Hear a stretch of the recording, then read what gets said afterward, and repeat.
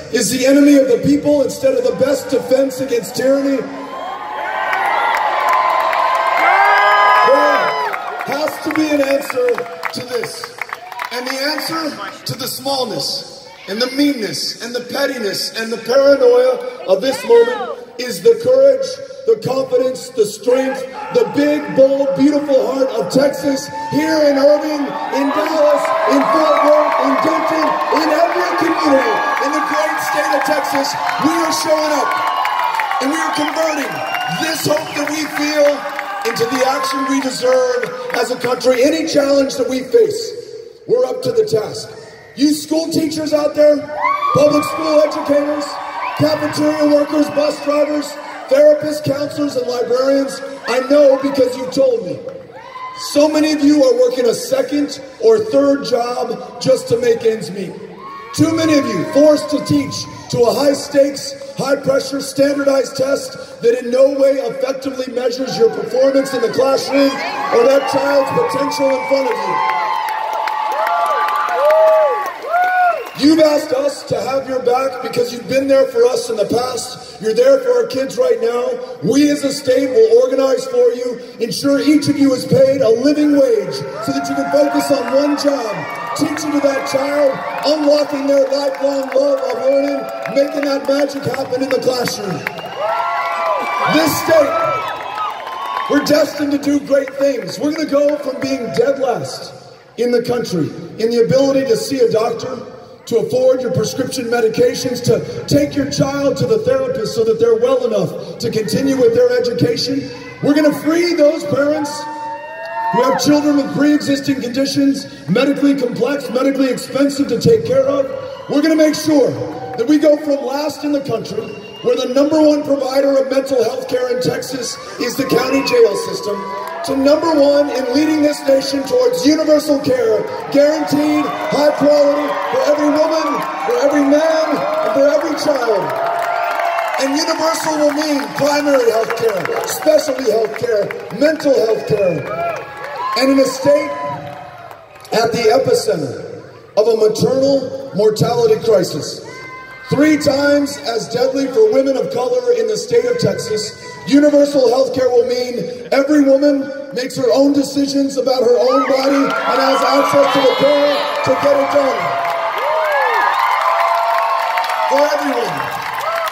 This defining state for immigrants, for the immigrant story and experience, we will ensure that never again is another child torn from the arms of her mother, that mom who risked her life to bring her here in the first place, that mother deported back to that country that she fled from in the first place, that child tonight not knowing when or if she'll ever see her mom again. This country cannot be that country. We must stand up and insist. Never again is another child torn from the arms of her parents.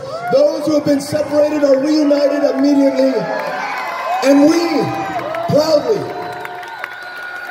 from the experience of our families and our community and what we know to be true and to be good for this country, we rewrite the nation's immigration laws in our own image to reflect our experience, to reflect our communities, and to ensure that no dreamer ever fears deportation because we made them citizens here in their country, contributing to their maximum potential, ensuring that we reach our greatness as a country. For those veterans who put their lives on the line for this country, who have borne the battle for the rest of us, whether you came back in World War II, whether you came back from Vietnam to a country that did not understand or appreciate your service, that waited 40 years to connect the Agent Orange to which you were exposed to the cancers that you are dying from right now, I want to make sure that we honor your service and commitment by sparing no expense, bearing every burden to ensure that you get the care that you need. See that mental health care provider if you have PTSD. Come back to a country that will ensure that you have a roof over your head, a job to go to, that you can get back on your feet if you have fallen down, and to insist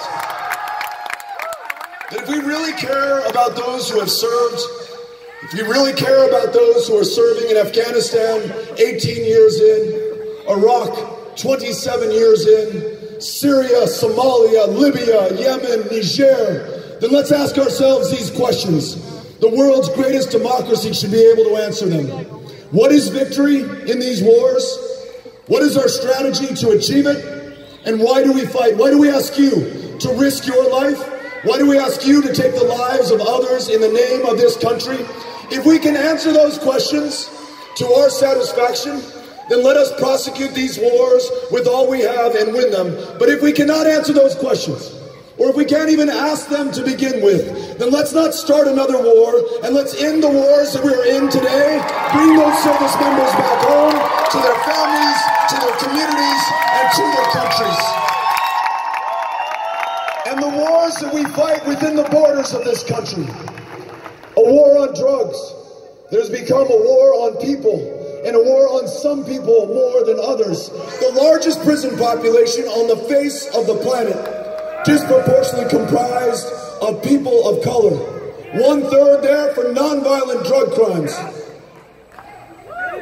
Too many serving time for a substance that's been decriminalized, medicinalized, legalized in more than half the states of the Union. Why do we make that veteran an outlaw in Texas who does not want to be prescribed an opioid, to which she may become addicted in a country that lost 70,000 people to drug overdose deaths? Why do we not allow that doctor to prescribe medicinal cannabis if it is the best course of treatment for what ails her, and so that she can be better going forward? Who is going to be the last person in Texas?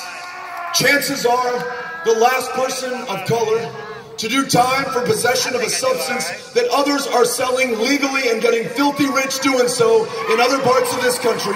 Who will be the last person to have to check a box on an employment application form saying they have a conviction, denied a Pell Grant to be able to better themselves so that they can do better for themselves and this country? We need to not only end the war on drugs, end the prohibition on marijuana, but expunge the arrest records of everyone arrested for possession of a substance that's legal in so much of the rest of the country today. We can lead on that as well.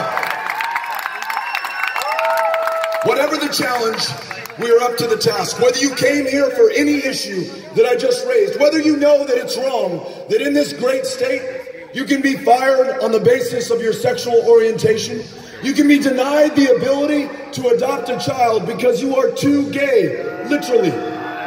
This state should lead the way in standing up for the full civil rights of every single one of us without exception. I don't care who you love, who you pray to, or where you are from. We are all Americans and should be treated as such.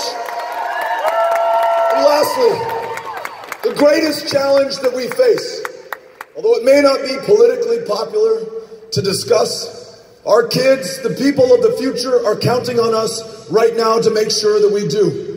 If this planet cooks another 1.5 degrees Celsius, then the storms that we've seen in southeast Texas will be nothing compared to what's coming. The droughts that we've seen in the Panhandle in West Texas, where we grow so much of the food and the fiber that feeds and clothes so much of the world, human beings will no longer be able to live there. We still have time, but time is running out. And we've got to make sure that in this election, every single one of us stands up to make the tough decisions today that ensure that we have a future tomorrow for every single one of our kids. We can do this.